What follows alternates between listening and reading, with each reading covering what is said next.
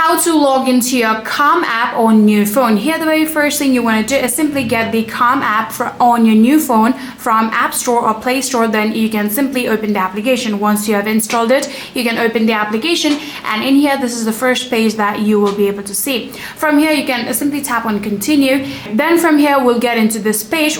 From here, you will actually be able to get into this page where if you do not have your account, then you can continue with creating your account, or if you already have an account, then you can simply tap on the option login right here, and then you can get into the login page. So once you get into the login page just like this, you can either sign in using any of those platforms if you have used it to create your account, or you can manually do it by your email address. You can tap on sign in with email, and now we'll get into the login page where all you need to do is simply add in your email address, and once you do that, you'll be able to require to add in the password of your account. Once you add in both of the email address and password, you can simply tap on login, and just like that, you will successfully be able to log into your Calm app on a new phone. So yeah, that's all you need to do. If you guys do have any further queries, please let me know in the comment section down below.